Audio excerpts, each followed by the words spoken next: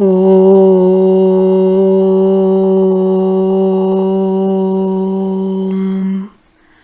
Sairam. Hara Hara Shankara, Jaya Jaya Shankara. Episode 13. Shri Mahaswami-The Sage with Eyes of Light. The Diary of a Seeker of Truth. Dr.Serge Demetrian.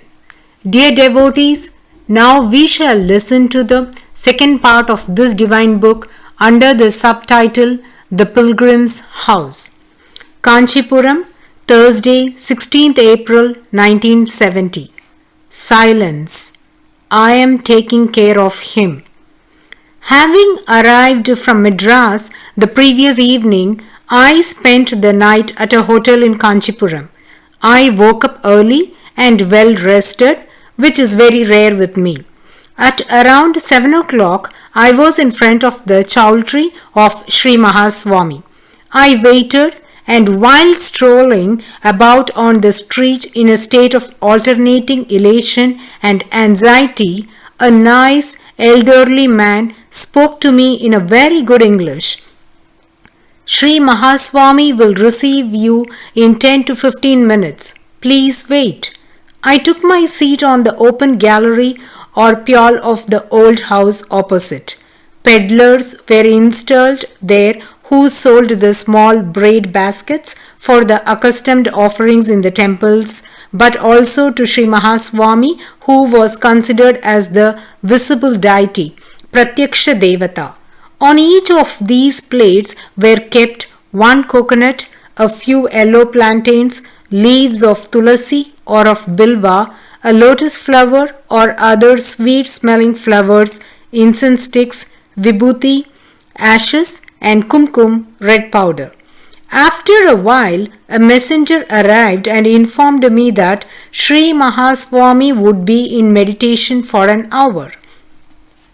I left and I paced 3 times round the exterior walls of the temple of the great goddess which is nearby. I came back by 8 p.m. and got ready, wearing a dhoti without a shirt with a shawl tied across the middle of the chest. I stood in front of the closed door. Then the director of the pilgrim's house came in by another entrance. A likable short person with a thick black moustache, very active despite his large abdomen. He proceeded to give orders with the powerful voice of a person used to command. He called me and led me into the garden yard. It is a friendly and luminous place with the ground covered with fine sand. On the other side of the gate, towards our right, Shri Mahaswami was just coming in. He was walking as in a dream. Was he dreaming while awake? Perhaps for him the world is nothing else but a dream. From afar, for a moment, I identified him with difficulty. I was without my glasses, for it is not advisable to look at Shri Mahaswami and at the deities in the shrines of the temples or in a procession with screens before the eyes. The blessing could arrive diminished. I remained on the spot and waited. Shri Mahaswami stopped first at some 8 meters distance. He did not seem in a hurry. He had slowed his walk, seemingly interested in the surroundings. He finally arrived nearer. As I watched him standing straight in front of me at 3 meters, I prostrated and stood up quickly. Then I remained fixed on his eyes, trying not to withdraw from them. He smiled throughout and rarely avoided my look as compared to other darshans. Without uttering a single syllable, but through eloquent gestures skillfully interpreted by his assistants, he inquired about my name, from where I came, where I worked. I succinctly replied without leaving his eyes. Now it seems that Shri Mahaswami would move to another place, but changes his mind and looks around at leisure. Then he smiles again and asks me something, still through signs. He seems surprised at my reply and shakes his head. I am desperate as the assistants pester me with questions while I am still holding on to his eyes and turning over in my mind a Mahavakya. Finally, someone poses the main question. What do you want from Sri Mahaswami? Indeed, there is practically nobody who would come to him, just as to the deities in the temples, without begging for some personal gift. It is almost unthinkable not to ask for anything. I would like to request that I should be left alone, but in front of him I cannot think nor can I speak. What has one to say when one is in front of God? The assistant comes nearer as he believes I have not understood, and he wants to reinforce the question so that I understand. Then it is for Sri Mahaswami to intercede. He brings his index finger to his lips, meaning silence. I am taking care of him. He closes his eyes for an instant. His lips mutter. I leave neither his eyes nor the great word that rolls on by itself brightly in my heart. A person arrives from the right and prostrates. By a gesture, the Mahaswami inquires, who is he? An assistant utters a name. I understand that the darshan, the longest since the first one in August 1968, comes to its end. I prostrate on the fine sand. I had not ceased repeating the great word that inhabits me these days. Now it repeats itself on its own. It has become a cataract of azure light falling on me and transforming me into that light. One could say that the transitory part, my body and my mind, has crumbled into a fine powder and, being blown in the winds, has disappeared, leaving behind only a basic reality concealed under the bark of the body. The wonder lasts a short interval. I come up and become aware of who has caused it. Sri Mahaswami. He gazed at me all the time throughout the elaborated traditional prostration, and I am able to still catch a glimpse of his face staring at me with his characteristic trait expressing a rare determination. I had seen him once in a photo like this. He was consecrating a black stone sign of Shiva, a Shivalinga. No doubt he had ample reason to act the same way with me as there lingered inside me dark corners of granite consistency. I thought, let us not sink into despair. If he has started to deal with my ignorance, he will succeed in rendering transparent even the darkest rock. My eyes were once again glued to him. He has retired with a few steps. His gentle gestures of separation, I hardly observed them. How can I be driven apart from him? Sri Mahaswami turns finally and leaves without haste, looking here and there. I do not lose a second in contemplating him. It is said that in the presence of very great masters, the purity that emanates from them tends to accumulate in us until we get completely purified. Thus we hope. As Sri Mahaswami moves slowly away without any apparent reason, his cloth glides from his shoulders, or perhaps he let it fall. I observe him from the back. He is healthy. He is beautiful. He has not the body of an aged person. He moves straight, effortlessly, with regular steps. An interior courtyard receives him. I do not see him, but his image remains for a longish time engraved in my eyes. The man with the moustache reappears. He invites me into his house. Idlis, coffee. He has 3 nice sons, respectively 15, 13 and 11 years of age. Towards 9:30 a.m., I go for a meeting with the junior Shankaracharya. I come to know from him that in the garden of the Sarvatirtha tank there are interred former monks and even heads of the mutt.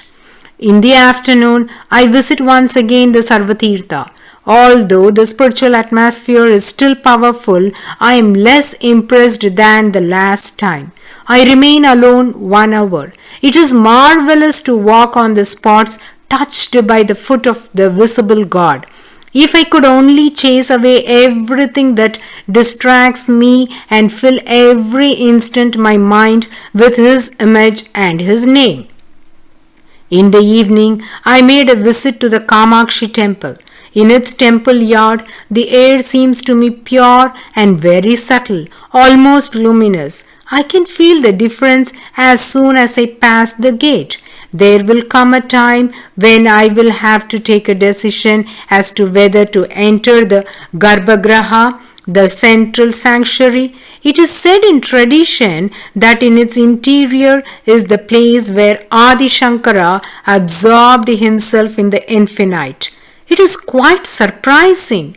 I do not have the right to enter, but the natives can enter and come out with such casualness as if from a tea shop. These sorts of prohibitions are progressively fading. The Legislative Assembly of the Tamil Nadu state has recently voted a law permitting the entry in the temples to whoever would like to. It is hot, and in the daytime, for several hours, the hotel is fully exposed to the sun. The walls store up the baking oven heat, and during the night they liberally push it into the badly ventilated rooms. The large ceiling fans with 3 blades inherited from the colonial time try in vain to diminish the temperature as they toss the sultry air about. The artificial breeze does not keep the mosquitoes in check. Sometimes, in the middle of the night, the electric current furnished by the town's corporation stops suddenly and all the blades stay frozen.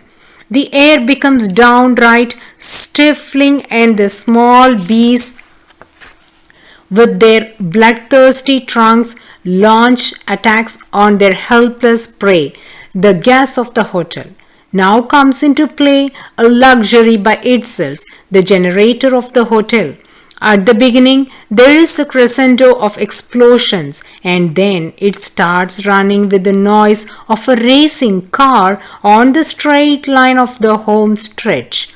Often, all of a sudden, the machine puffs, the voltage drops, the bulbs flash on and off, the fans slow down, the mosquitoes start another offensive, encouraging each other by shrieks that deafen one's ears.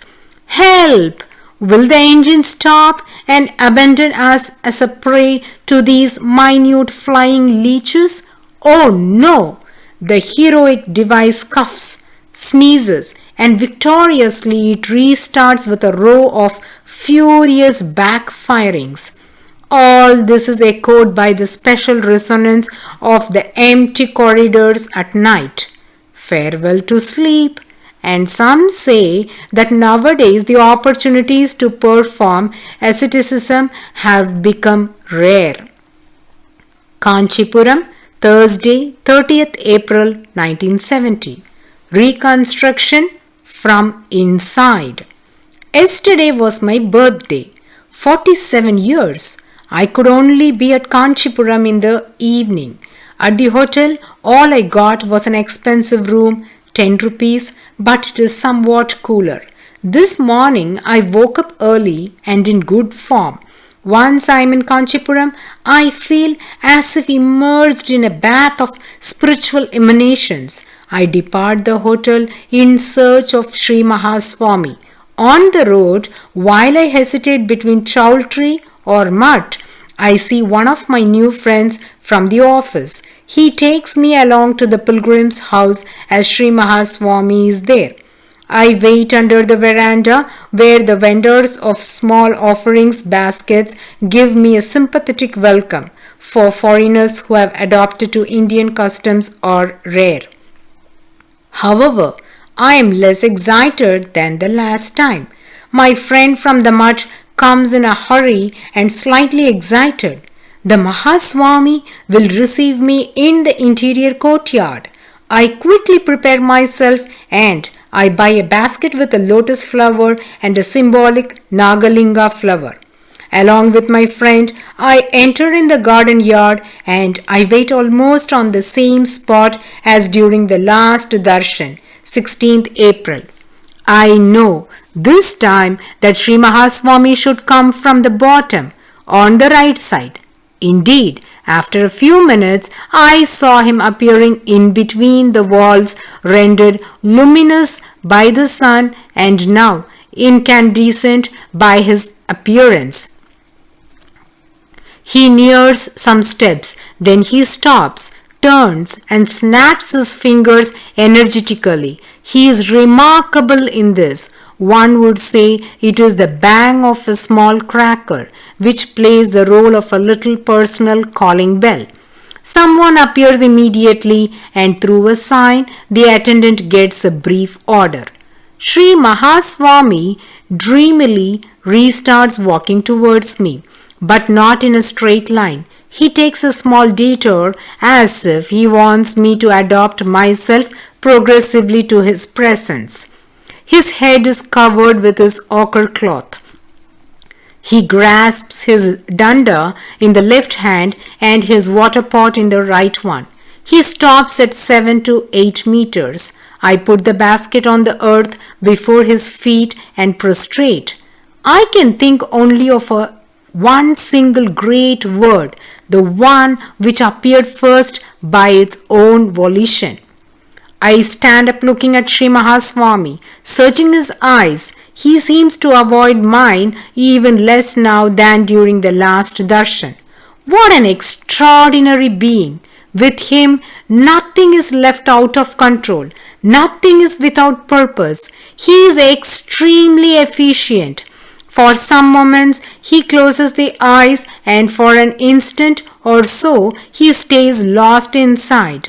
I am trying with all of my forces to open myself and absorb even more of this presence that already enters in my heart.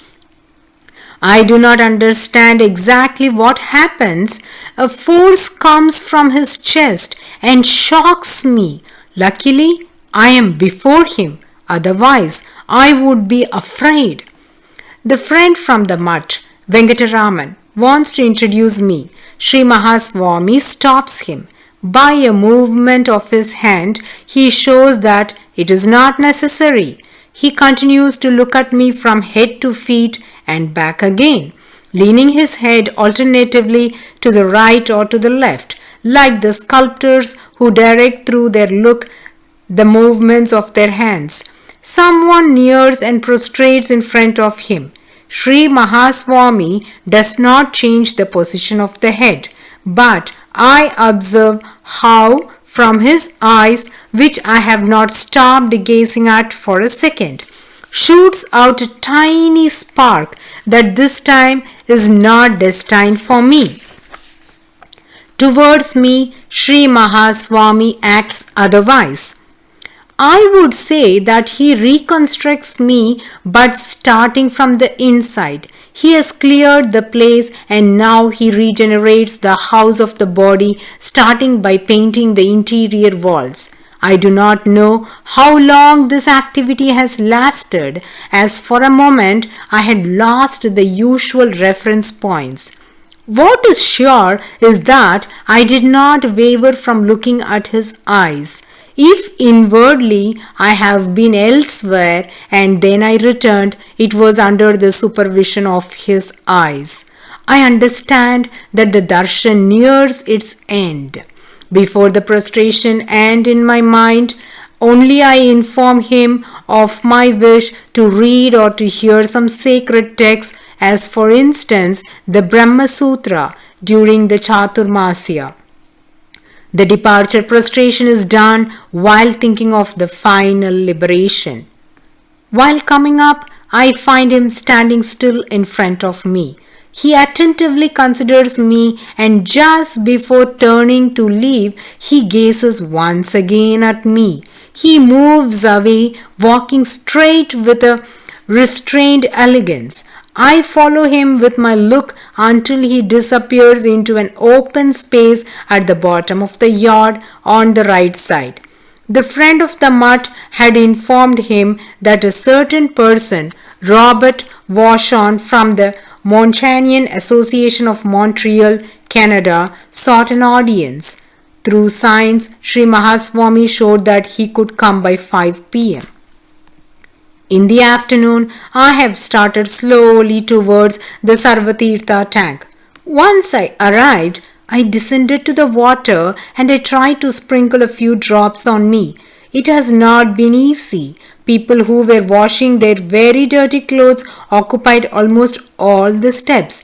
The reservoir has been changed into a wash house by the inhabitants of the nearby poor areas. 1 or 2 persons only were taking a ritual bath supposed to purify themselves. By their side, ordinary women continued to do the washing, striking their wet clothes hard on the stone steps that had witnessed many other destinies. I tried to console myself at this spectacle in the yard where Sri Mahaswami had lived. Near one of the funerary monuments that I had not noticed until now were about 10 persons officiating in the remembrance of a deceased one. They were offering water, milk, rice, flowers. Hymns in Sanskrit were sung. I was listening with joy to the noble rhythms. I then went to the hut where Sri Mahaswami has stayed. Now it has become a sort of chapel.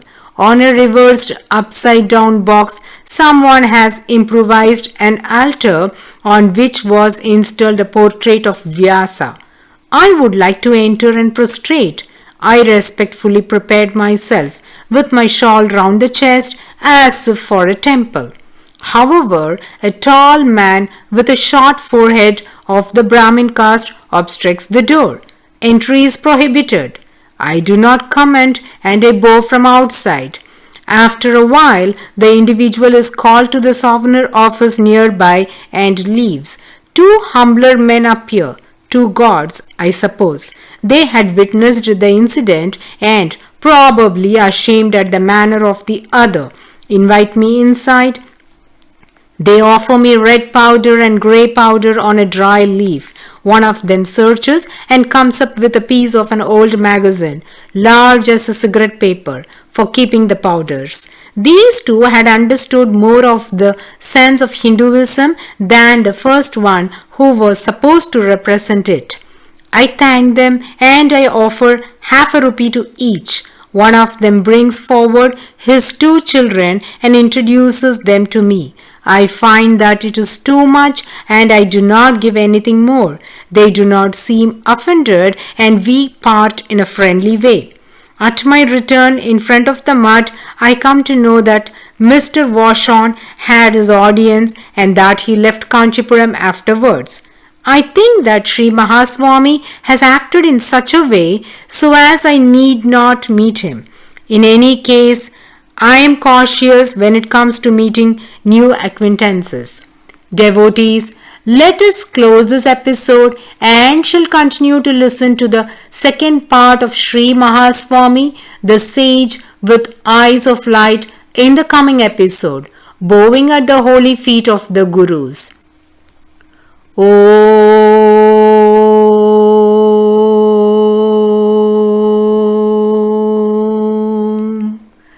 Sairam. Hara Hara Shankara, Jaya Jaya Shankara.